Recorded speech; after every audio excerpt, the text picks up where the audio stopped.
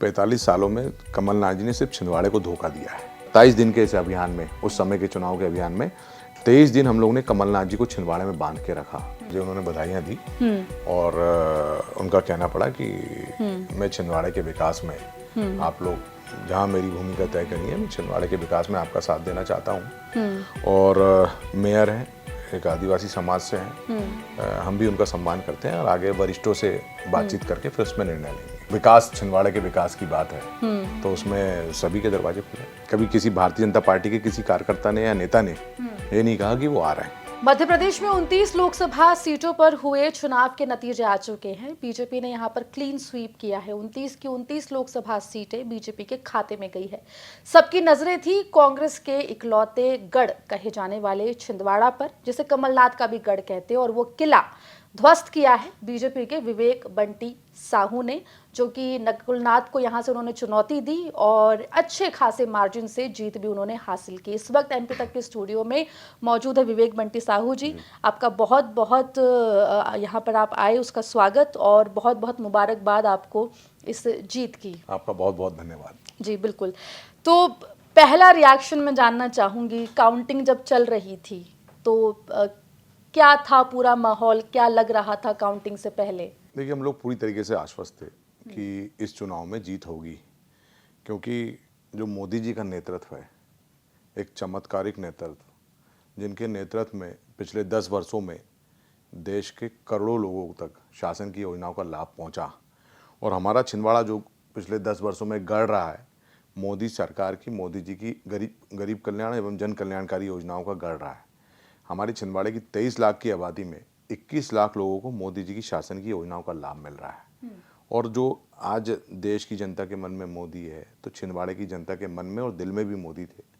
तो वो भी चाह रहे थे कि जो मोदी जी का सपना है आत्मनिर्भर राष्ट्र का, विकसित राष्ट्र का, तो उस सपने को पूरा करने के लिए छिंदवाड़े की भी भूमिका हो। तो छिंदवाड़े की जनता ने मोदी जी को आशीर्वाद दिया, अपना प्यार दिया और भारी बहुमतों से जितवाया। दूसरा, हमारी रणनीति, हमारे रणनीतिकार, हमारा राष्ट्रीय नेतृत्व, हमारे यशस्वी गृह मंत्री अमित शाह जी की रणनीति, उनका साथ, और उन्होंने 2-2 बार आकर के जो कार्यकर्ताओं को जोश भरा, वह रणनीति रही। फिर इसके अलावा हमारे प्रदेश के यशस्वी मुख्यमंत्री डॉक्टर मोहन यादव जी, जिन्होंने इतने कम समय में गरीबों के दिल में अपनी जगह बनाई, उनके कल्याण की योजनाएं, हमारे प्रदेश के यशस्वी अध्यक्ष, शुभंकर अध्यक्ष, हमारे संगठन के मुखिया वी.डी. शर्मा जी, जिनके नेतृत्व में सारे चुनाव हम जीते हैं, उन्होंने बूथ स्तर पर कैसे हम लोग कार्य कर सकते हैं वैसा नीति बनाई और मार्गदर्शन दिया। और उसके कारण हमारी यह विजयश्री हुई है। और सबसे महत्वपूर्ण, हमारे छिंदवाड़े के देवतुल्य कार्यकर्ता, जिन्होंने परिश्रम की पराकाष्ठा को पार किया और यह चुनाव में हम लोग विजयश्री हासिल की। जी बिल्कुल। विधानसभा चुनाव भी आपने लड़ा था और कमलनाथ के खिलाफ आपने लड़ा था, हालांकि उसमें हार का सामना करना पड़ा, लेकिन उसके बावजूद भी बीजेपी के संगठन ने आपके ऊपर भरोसा जताया, लोकसभा में आपको टिकट दिया। उस पर जब टिकट की घोषणा हुई और आपका नाम सामने आया, तब क्या लगा आपको? मैं देखिए सौभाग्यशाली हूँ कि पार्टी ने मुझे इतनी बड़ी बड़ी जिम्मेदारी दी। पहले युवा मोर्चा का 2 बार जिलाध्यक्ष बनाया, फिर उसके बाद युवा मोर्चा के जिलाध्यक्ष के बाद सीधे कमलनाथ जी उस समय मुख्यमंत्री थे, वो 2019 के उपचुनाव में, और मुझे पार्टी ने उनके खिलाफ खड़ा किया। हम लोगों ने, कार्यकर्ताओं ने, जिले के कार्यकर्ताओं ने मेहनत करी और कमलनाथ जी को मुख्यमंत्री रहते हुए 25,000 वोटों में रोक लिया था। उसके बाद पार्टी ने मुझे जिलाध्यक्ष बनाया और फिर 2023 के चुनावों में अवसर दिया। हम निश्चित तौर पर हमारी हार हुई, लेकिन उस चुनावों में छिंदवाड़े के कार्यकर्ताओं की बड़ी मेहनत रही। और मध्य प्रदेश में जो भाजपा की सरकार बनी, उसमें छिंदवाड़े के कार्यकर्ताओं की भूमिका भी है, छोटी सी भूमिका है, कि यह भूमिका रही कि 27 दिन के इस अभियान में, उस समय के चुनाव के अभियान में 23 दिन हम लोगों ने कमलनाथ जी को छिंदवाड़े में बांध के रखा। तो कार्यकर्ता मेहनत कर रहे थे लेकिन रिजल्ट नहीं आ रहा था, लेकिन इस चुनावों में रिजल्ट आ गया जी, उसका रिफ्लेक्शन, यानी कि जमकर काम करा जो आप लोगों ने, उसका रिजल्ट देखने को मिला। कमलनाथ जी, क्योंकि देखिए अब काफ़ी पुराने नेता हैं और उन्हें कुशल रणनीतिकार भी कहा जाता है, लेकिन लोकसभा चुनाव में तो कुशल जो है रणनीतिकार आप फिलहाल नजर आ रहे हैं। देखिए, अगर सच्चाई की बात की जाए तो 45 सालों में कमलनाथ जी ने सिर्फ छिंदवाड़े को धोखा दिया है। छिंदवाड़े में जो गरीब थे, गरीब होते चले गए, और कमलनाथ जी 45 साल में जो थे, अमीर से अमीर और अमीर होते गए।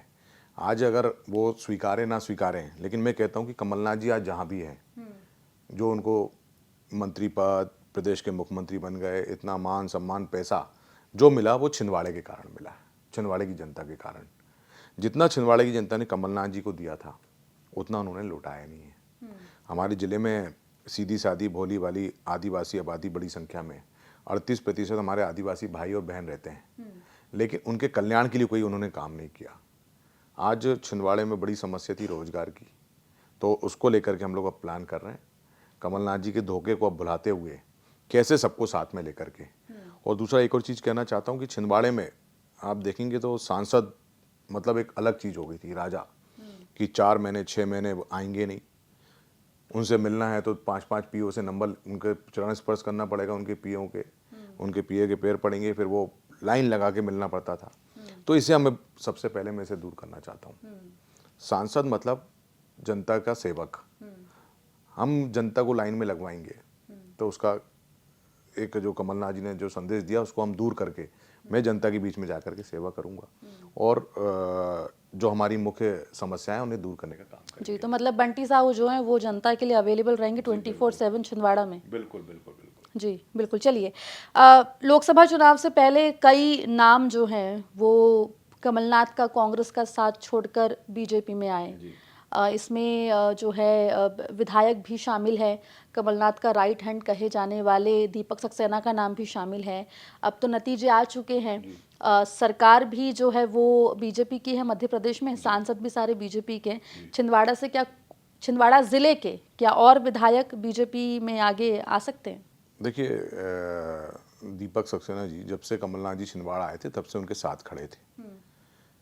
कमलेश शाह जी के दादा जो थे वो कांग्रेस से विधायक रहे, उनकी माता जी कांग्रेस से विधायक रही हैं, लेकिन जिस तरीके से उन्होंने अपमान किया, चाहे दीपक सक्सेना जी हो या अन्य जनप्रतिनिधियों का, तो वो बहुत आहत थे और उन्होंने कांग्रेस छोड़ी और भाजपा में आई और मेहनत से काम किया और आज इतनी बड़ी जीत में उनकी भी भूमिका है। तो मुझे लगता है कि जो भी मोदी जी के विकसित राष्ट्र, आत्मनिर्भर राष्ट्र के सपने को पूरा करना चाहते हैं, डॉक्टर मोहन यादव जी के विकसित मध्य प्रदेश को में उनकी रुचि होगी, जो भाजपा की रीति नीति विचारों को स्वीकारते हैं, तो ऐसे समस्त साथियों का स्वागत है। जी बिल्कुल। तो अब जब बात हो रही है कि क्या बीजेपी में और लोग आएंगे, छिंदवाड़ा के मेयर हैं विक्रम महाके, चुनाव से पहले बीजेपी में चले गए थे, वोटिंग थी 19 अप्रैल को, पहले फेज में छिंदवाड़ा में वोटिंग, उनका एक वीडियो सामने आता है, कहते हैं गलती हो गई और कमलनाथ और नकुलनाथ के पक्ष में बात करने लग गए।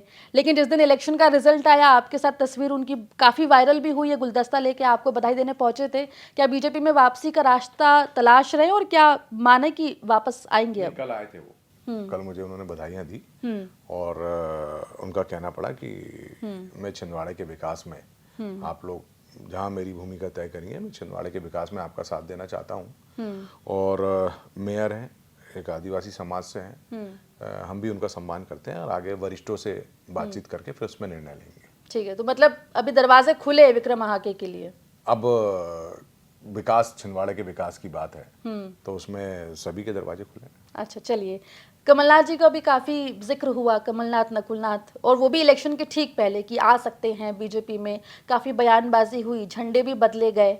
तो क्या लग रहा है आगे बीजेपी में आ रहे थे वो उस वक्त की अगर मैं बात करूं, तो क्या वो बीजेपी में आने वाले थे? क्या इसको लेकर बातचीत हो गई थी और अंत में ऐसा क्या हुआ जो वो दरवाज़ा जो है वो लांघ नहीं पाए?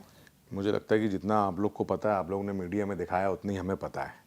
उसके ज़्यादा आगे कभी किसी भारतीय जनता पार्टी के किसी कार्यकर्ता ने या नेता ने ये नहीं कहा कि वो आ रहे हैं। जो मीडिया में चल रहा था उतनी हमें जानकारी है, फिर उसके आगे कोई जानकारी नहीं। तो आगे क्या उनके लिए भी दरवाजे खुले? मैंने कहा ना आपको कि जो भी भारतीय जनता पार्टी की रीति नीति विचारों को मोदी जी की नेतृत्व उसको स्वीकारता है तो उसमें हमें कहीं कोई समस्या नहीं है। तो बातचीत चल रही है? नहीं, कहीं कोई ऐसी कोई, मैं बहुत छोटा कार्यकर्ता हूँ, ऐसी कोई बातचीत मुझे। कांग्रेस का काफी मजबूत किला माना जाता रहा है छिंदवाड़ा, जिसे आपने गिराया है, किले को ध्वस्त किया है, इस तरीके की लाइन भी जो सोशल मीडिया पे काफी ज्यादा चल रही है। तो अब क्या लग रहा है केंद्रीय कैबिनेट में अब आपकी भूमिका क्या रहेगी? देखिए, जिस तरीके से मोदी जी ने देश का विकास किया है, हम चाहते हैं कि वैसा छिंदवाड़े का विकास हो और सौभाग्यशाली हूँ कि मोदी जी जैसा नेतृत्व, हम नेतृत्व के नीचे हम लोग काम करेंगे। तो मेरे जैसे छोटे से कार्यकर्ता को पार्टी ने इतना विश्वास किया है, मेरी कोई अपेक्षाएं नहीं है। मेरा तो चुनौती और संकल्प है कि छिंदवाड़े का विकास करना, प्राथमिकता भी वही है। और मुझे लगता है कि उस प्राथमिकता को मैं पूरा कर सकूं, वो मेरे लिए बहुत बड़ी बात होगी। जी, शपथ ग्रहण रविवार को है जी। उसके बाद जब आप छिंदवाड़ा लौटेंगे जी। तो सबसे पहले छिंदवाड़ा के सांसद के रूप में क्या काम आप छिंदवाड़ा की जनता के लिए करने वाले हैं? अभी मेरी आज प्रशासन से बातचीत हुई है। हमारे ग्रामीण क्षेत्र जो अमरवाड़ा में है वहाँ डेंगू फैला हुआ है, तो मेरी प्रशासन से बात हुई है कि उसमें जल्द से जल्द कुछ ना कुछ उपाय हो, तो उसकी समीक्षा करूंगा और मैं वहाँ पर जाकर के अमरवाड़ा में जाकर के इसकी भी तैयारियां देखूंगा कि कैसे डेंगू के रोकथाम के लिए कर रहे हैं। फिर मैं भी कल पीसी प्रेस कॉन्फ्रेंस किया था मैंने, तो देखिए जैसा मैंने कहा कि मैं चाहता हूँ कि छिंदवाड़े की जो 23 लाख की आबादी है वो अपने आप को सांसद महसूस करे, तो सबकी भूमिका उसमें होनी चाहिए। तो प्रेस कॉन्फ्रेंस में मैंने कहा कि कुछ 10-12 वरिष्ठ पत्रकारों के साथ हम लोग एक टीम बनाएंगे, हर महीने बैठेंगे और चर्चा करेंगे कि कैसे विकास कर सकते हैं। इसी तरीके से उद्योगपतियों के साथ बैठ करके हम लोग चर्चा करेंगे, इसी तरीके से सरपंचों की एक कोई टीम बनाएंगे, तो सभी अलग अलग वर्गों की टीम बना करके फिर उस रोड मैप पे हम लोग काम करेंगे। चलिए, बिल्कुल। बहुत बहुत शुक्रिया बंटी साहू जी, आप आए एमपी तक पर और आपने बातें जो हैं वो तमाम रखी, और एक बार फिर से आपको बहुत बहुत बधाई और बहुत बहुत शुभकामना, और उम्मीद करेंगे कि छिंदवाड़ा की जनता ने जिस तरीके से आपको चुना है वैसा ही काम जो है उनको आप डिलीवर करें, जो भी बातें आपने कही वो जो है जनता तक भी पहुँचे। फिलहाल इस एपिसोड में इतना ही, लेकिन मध्य प्रदेश से जुड़ी तमाम खबरों के लिए बने रहिए एमपी तक के साथ। नमस्कार। चलिए, बहुत बहुत धन्यवाद आपका, शुक्रिया।